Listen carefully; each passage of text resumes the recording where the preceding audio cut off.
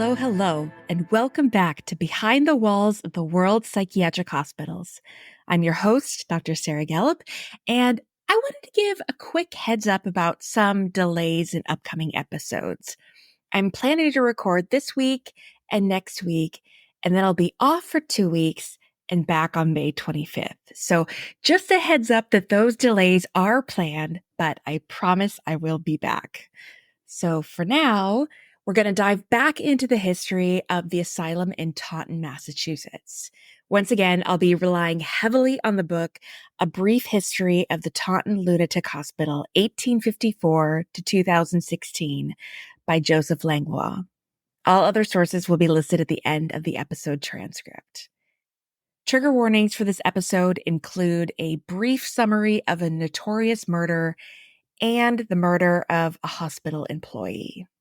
So for now, come on in, get comfortable as we go behind the walls of Taunton State Hospital. We left off last time in 1886 when the walls surrounding the hospital had finally been completed after 30 years. And this kept members of the public away from gawking at patients through the windows. And it was just in the nick of time, too, since construction on a new road had started the year before, making the hospital even more accessible to the public. And the asylum kept growing and growing. In 1887, a cottage was built to treat women who were preparing for discharge back to the community. The hope was that their treatment there could be improved by living semi-independently. By 1890, the patient population had grown to 696 and counting. Remember that this is at least 150 patients over capacity.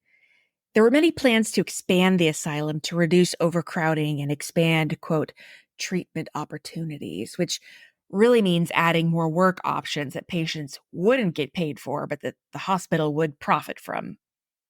Patients working on the farm were now producing milk, hides, pork, eggs, calves, poultry, hay, and all sorts of vegetables. By September 1891, the hospital had acquired the Lovering Colony. Later, more farmland was acquired in the Raynham Farm. And I'll come back to the Raynham Farm in a minute, as it factors into a part of hospital lore. The lore I'm referring to has to do with an infamous grisly murder. Even if you're not a true crime buff, you'll probably be familiar with at least the basics of this story. And trigger warning here for summary of a crime. If you prefer to skip this, fast forward just about 30 seconds. I'll keep it quick. It all began on August 4th, 1892, when Andrew and Abby Borden were found brutally murdered in their home in Fall River, Massachusetts. Both had been struck multiple times with a hatchet. Their daughter, 32-year-old Lizzie Borden, was the only person inside the home at the time of both murders. The maid, Bridget Sullivan, had been outside working, while Lizzie's older sister Emma was out of town. Unless a stranger had snuck into the Borden home, murdered Abby, and then waited 90 minutes for Andrew to come home and kill him, the prime suspect appeared to be Lizzie. 8 days after the murders were committed, on August 12, 1892, Lizzie Borden was arrested and taken to Taunton jail. And this is where the lore begins. Somewhere along the way, the story of Lizzie Borden's arrest morphed and became that she was sent to the asylum in Taunton to await trial. It's understandable why the mix-up happened. Lizzie was sent to Bristol County Jail, which was just a stone's throw away from Taunton State Hospital. And even though she remained at the jail for 283 days, the legend became that she had spent time at the lunatic asylum, which she did not. There was, however, very interestingly, an Eliza A. Borden, who was admitted to Taunton in 1888 and again in 1894. Lizzie's given name was Lizzie Andrew Borden, named after her father. She only had one older sister, Emma. Eliza A. Borden was released to the care of her brother, and Lizzie didn't have a brother. As we know, Lizzie Borden was later acquitted of the murders of her father and stepmother, but she chose to remain in Fall River. Eliza A. Borden also lived in Fall River, but resided at 21 9th Street, whereas Lizzie lived at 232nd Street. It's a strange coincidence, but somehow not the same person. And remember Raynham Farm? That place was later renamed the Borden Colony after the death of Nathaniel Borden, who had been the chair of the hospital's board of trustees. But the connection to the name Borden started more speculation that it had somehow been named after Lizzie as the place where she had been jailed. So if you've ever heard that version of the story, just know that it is inaccurate. Lizzie Borden was never admitted to Taunton State Hospital, nor was there any real connection between her and the hospital.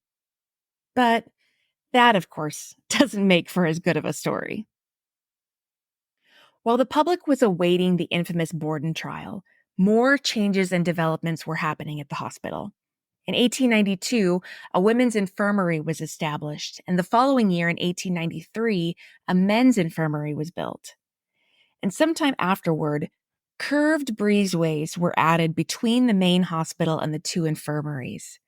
This would not only ease transportation between the buildings, but also improve circulation, which Taunton was known to have noticeably less of than other nearby hospitals.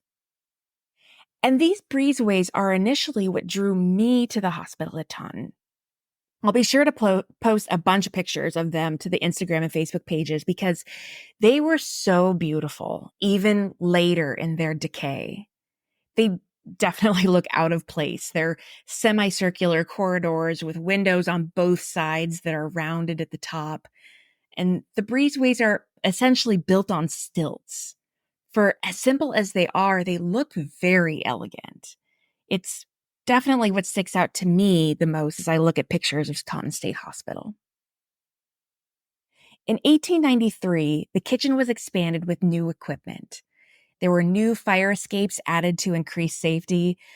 But the big news was that many patients were able to be transferred to other nearby facilities. 14 patients went to the State Farm at Bridgewater. 50 went to the Insane Asylum at Worcester. 5 went to the Massachusetts Hospital for Dipsomaniacs and Inebriates at Foxborough. And 1 went to the asylum in Tewksbury. 7 went to almshouses, and 1 went to the Boston Lunatic Asylum.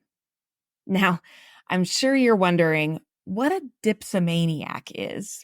Actually, I had to look it up because I thought it might have been an earlier term for polydipsia. But in fact, the very top of the Wikipedia page says not to be confused with polydipsia. So thank you for that, Wikipedia. And for what it's worth, polydipsia is when someone drinks an excessive amount of water. This can be very dangerous for patients on certain medications. It can cause a sodium imbalance, and in some cases, it can actually increase the potential for aggressive behavior. Dipsomania, however, is an uncontrollable craving for alcohol or other drugs. It's basically what we would call alcohol use disorder today. Another article I read characterized, quote, inebriation as being similar to today's definition of chronic alcoholism, where the person is almost always drinking and is often in a state of drunkenness. Dipsomania, on the other hand, acts a lot more like binge drinking, where the person experiences a craving and then consumes a lot of alcohol all at once. Transferring patients to other facilities had to have helped reduce some of the stress on the hospital staff, or at least I hope so. The patient to staff ratio was still very high, so staff had to decide which tests were prioritized.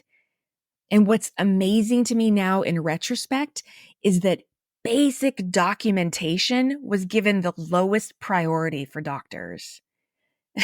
Today, I often find myself reminding staff, if it's not written down, it didn't happen.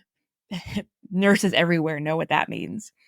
We are very mindful of our documentation today, but back then it just wasn't essential. I remember when I was still working on the series on Airedale in Australia, I was able to look at some digital copies of patient records. And I remember one woman didn't have any notes on her progress or condition for about a year and a half. And then one quick entry said something about her not doing well, and the next entry was saying that she had died. And that certainly wouldn't have been unique to that facility or that area. I'm sure patient records at hospitals around the world were scarce because of the low number of staff, but it's really incredible to think about today. In 1899, two white cottages were built that are purportedly still present on the campus today, although in 1899 they were built for use by physicians and administrators. That same year, the nation's first school of psychiatric nursing was established, and this was significant. It was a 2-year program, and all attendants were expected to be members of the school and complete at least 1 year of classwork. This was progressive, since many other hospitals didn't get schools for attendants until the 1920s. So Taunton was ahead of its time. 2 years later, in 1902, a nursing school was established, along with residences for male and female nurses. You may remember that I had mentioned in the last episode that the land Taunton was built on was specifically chosen because it was in the country and next to a river, where it could be sheltered from the encroachment of the town. Well, by 1900, the town had started to crowd around the hospital. Despite the wall being built around it, looky-loos continued to traipse onto the hospital grounds, hoping to catch a glimpse of the insane patients who lived there. This led to the construction of a gatehouse at the front entrance. A family would reside there who would help watch out for people who should not be on grounds. And I'm really curious about how this operation worked. If even the children were responsible for watching for intruders, and if they spotted them, what did they do with them? It's kind of a curious thought. Also in 1900, 10 of the criminally insane patients were transferred to the State Farm in Bridgewater, which had been renamed the Asylum for Insane Criminals. Another insane asylum in Medfield had opened, and 121 patients were sent there to help ease overcrowding in Taunton. Treatment for the remaining patients continued to be the assortment of problematic medications like laudanum, opium, and ipecac. They also continued feeding patients a well-balanced diet of milk, eggs, and a glass of wine. And I have to wonder if even the folks being treated for alcoholism got that daily glass of wine. Makes me wonder. Several years later, in the wee hours of the night on January 4th, 1904, a fire started and burned through the 3rd floor and roof of the East Wing. Already, it was one of the coldest nights of the season. Firefighters had to work with low water pressure, temperatures well below zero, and frozen equipment. According to Joseph Langlois, patients were reported to be resistant to leaving the East wards, which housed several dangerous individuals. Fortunately, there were no deaths or injuries following the fire, and staff were praised for working effectively to rescue patients. The cause of the fire was never determined, but rumors went around about its origin. Some people said a notorious serial killer at the hospital had started it. Others said it was from a discarded cigarette tossed aside by nursing staff. Still others said it started innocuously in a linen closet. Strangely, though, a second fire started within the following month in a closet filled with costumes. Once again, the cause of the fire could not be determined, and no one was blamed. Did Taunton have a serial arsonist in its midst? Really bad luck? Or what we now know to be poor fire safety practices? In November 1906, Dr. Brown resigned after 28 years as superintendent. He was succeeded by Dr. Arthur V. Goss, who had been Dr. Brown's assistant for the past 14 years. The average patient population around this time was around 945. The main building was now entirely lighted by electricity. Ice was made on site, as well as baked goods. The most common diagnoses in 1906 were dementia praecox, manic depression, general paralysis, alcoholism, alcohol insanity, and senile dementia. Now, around this time, they started a sort of probationary period at the hospital that I find particularly interesting. There was more emphasis on diagnosis and less focus on the cause of insanity. You may remember that for a long period, physicians and social workers were trying to figure out what had caused someone to go insane, whether it was genetically inherited or something else. Instead, now, they focused on the symptoms the person was experiencing. Go figure. Patients were placed on trial visits for up to 6 months. And according to Joseph Langlois, patients were also commonly transferred to other facilities that would best suit their psychiatric needs. By 1907, staffing shortages were also common, and it was recommended that their schedules be adjusted in order to attract quality staff. So the recommendation was, and this hurts me to say, that the work week be shortened to 10 hours per day, 6 days per week. Yep. Again, the work week was shortened to 60 hours per week. And for whatever reason, salaries at Taunton were, and apparently still are today, lower than similar facilities in the area. I wasn't able to find the reason for this. So I looked up the average cost of living today in Taunton, Danvers, Tewksbury, and Worcester. Taunton and Worcester seem to have similar costs of living, but both are less than Danvers and Tewksbury.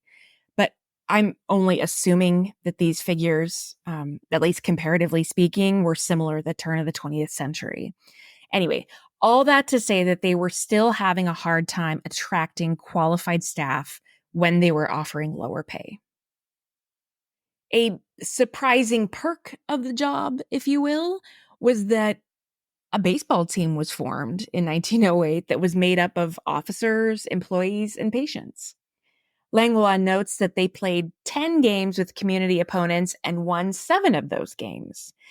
And a really cool fact is that the team's uniforms were reportedly obtained from the Boston Red Sox.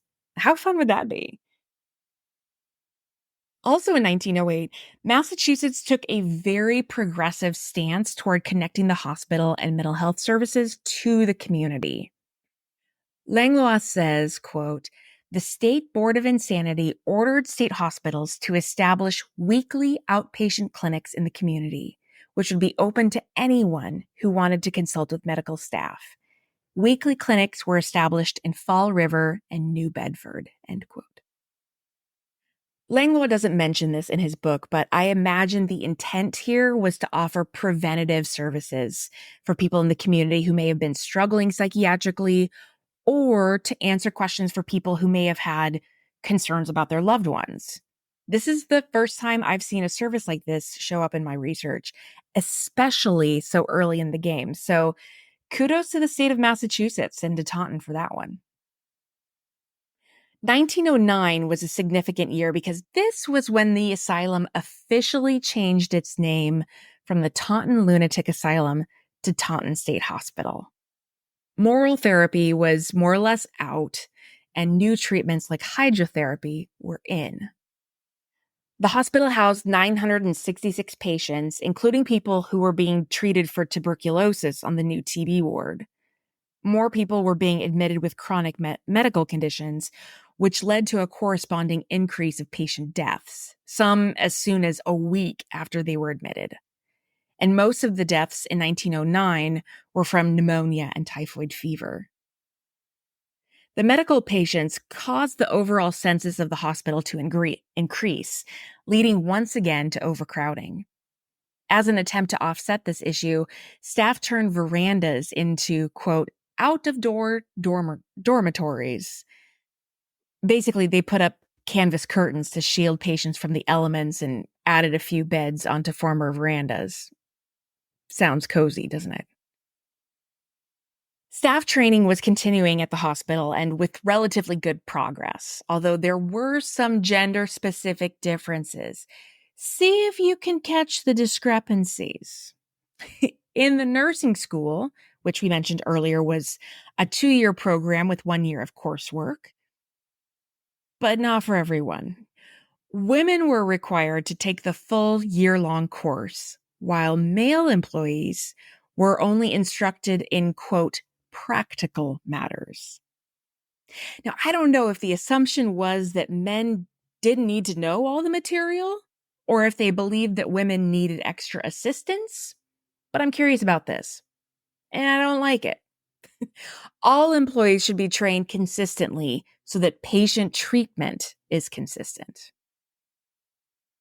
Patient treatment in general continued through working around the hospital in different areas, particularly on the farm, in shoe repair, ward work, sewing room, and upholstery. Other patients worked in the gardens, tailor shop, and in construction.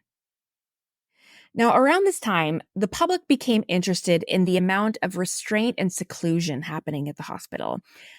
I'm assuming, but don't know for sure, that there must have been some sort of journalistic expose that uncovered amounts of restraint and seclusion and set off a public outcry. That's usually how these things come about. But in any case, the 1911 annual report noted the number of episodes of restraint and seclusion, and the numbers trended downward over the years since Dr. Goss became superintendent. And remember that he had taken over in 1906. In 1907, there were 86 episodes of restraint, so approximately once every 4 days, and 200 episodes of seclusion, so once every day or two. In 1908, the number of episodes of restraints increased to 119, but the number of episodes of seclusion decreased to 188. In 1909, both decreased to 68 episodes of restraint, so once every 5 days, and 124 episodes of seclusion, or once every 3 days. In 1910, they further decreased to 57 episodes of restraints, or one every 6 days, and only 52 episodes of seclusion, so about once a week. And then finally, in 1911, there were only 18 episodes of restraints, so once every 20 days, and 26 episodes of seclusion, so once every 2 weeks. So whatever they were doing to reduce the number of episodes of restraint and seclusion, it was working. But I wondered, sort of morbidly, if the number of episodes went down because the hours used went up. But actually, the number of hours spent in restraints and seclusion also went down during the same time frame, from 7,355 hours of restraint in 1907 to 2,219 hours of restraint in 1910. So even that is considerably improved. All of this is happening, of course, while the population of the hospital continues to increase. By 1912, there were 1,605 patients.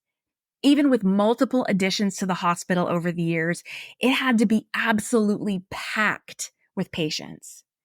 The infirmaries each housed 70 patients with acute cases of tuberculosis. In other areas of the infirmaries, 7 hydrotherapy tubs were added. A total of 333 patients were being treated with this new form of therapy. And again, just as a reminder, multiple patients would be using the same tub throughout the day, ostensibly without cleaning it. I cringe to think of the cross-contamination that may have occurred. I'm not even a germaphobe, but thinking about it just really grosses me out. Anyway, on to something more pleasant.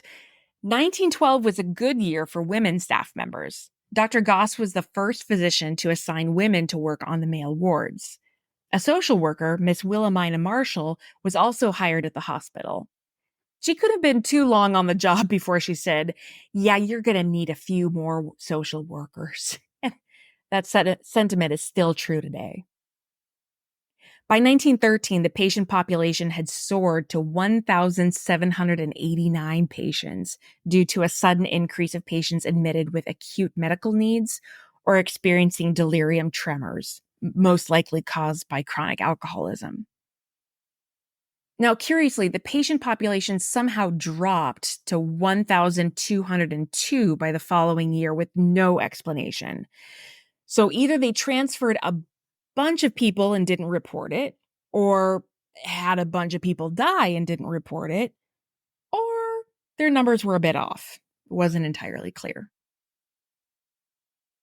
And Langlois wasn't entirely clear on this, but perhaps part of what could account for some of the reduction in numbers was that the state farm at Bridgewater was officially converted into the state hospital for the criminally insane.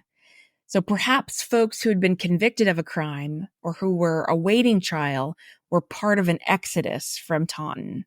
And that's speculation on my part, but it seems plausible given the almost 600 patient decline over a year.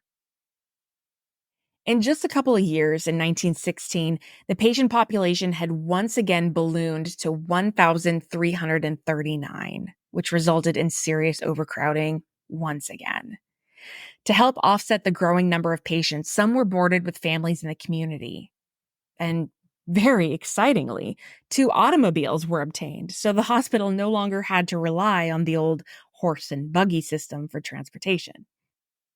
It's amazing how the addition of electricity and 2 cars were monumental to the progress of the hospital. Of course, looming in the background of all of this is World War I, which had been raging in Europe since 1914. By 1917, the hospital had lost 4 doctors, 7 RNs, and 18 attendants to the war effort.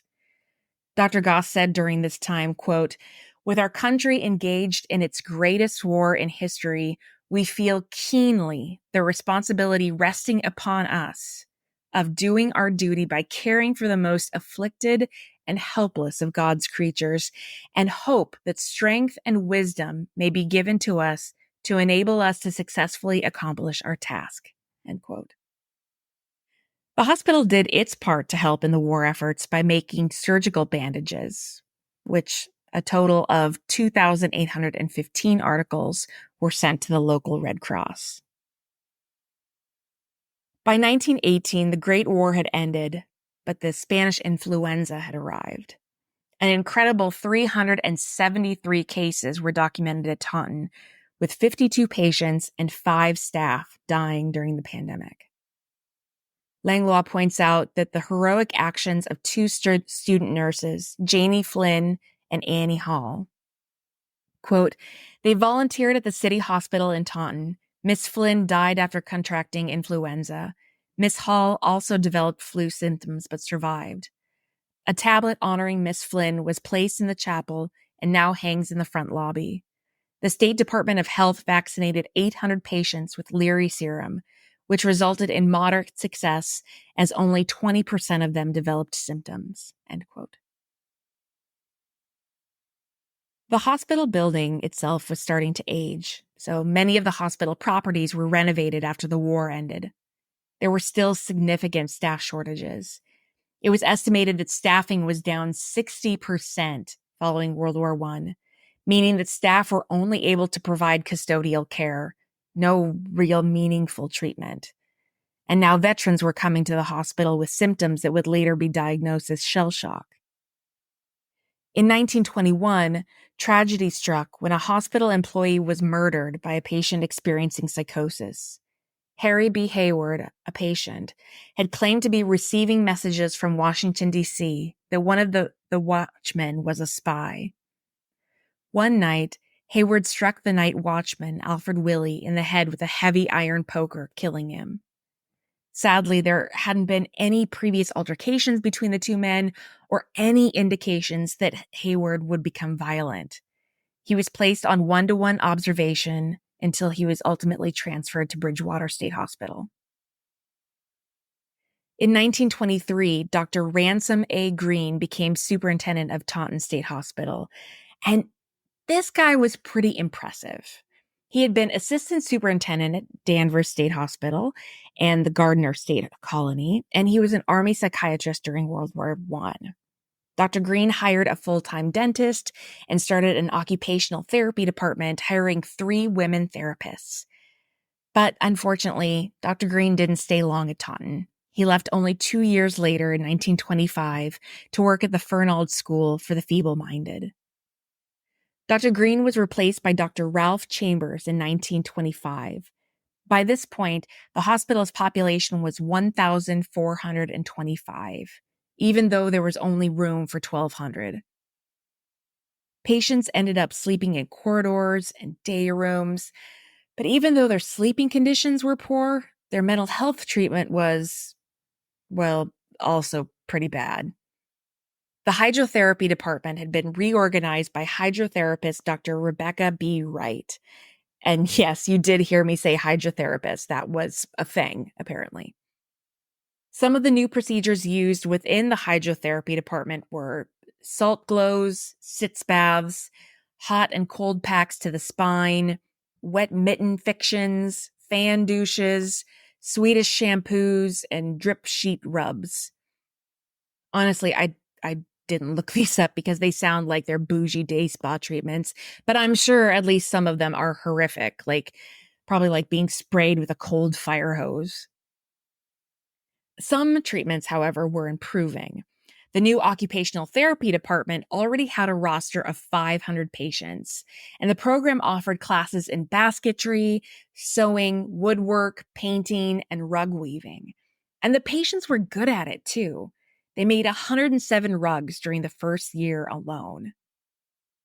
About 30% of admissions by this point were World War I veterans.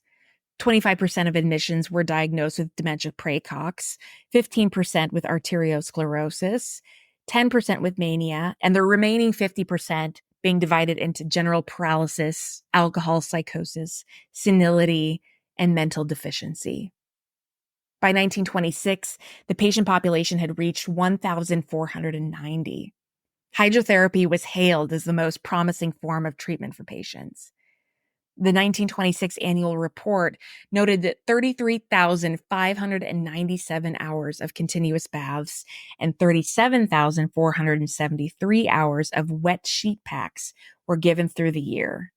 It became so wildly popular that 2 new pack rooms were established so that even more baths could be provided. And again, I want to stress that these are not baths like we may think of today that are relaxing. Patients were essentially locked into these tubs for hours at a time until staff had determined that they had reached their therapeutic value. I imagine there weren't many people singing merrily or blowing bubbles from their tubs. It was strictly business.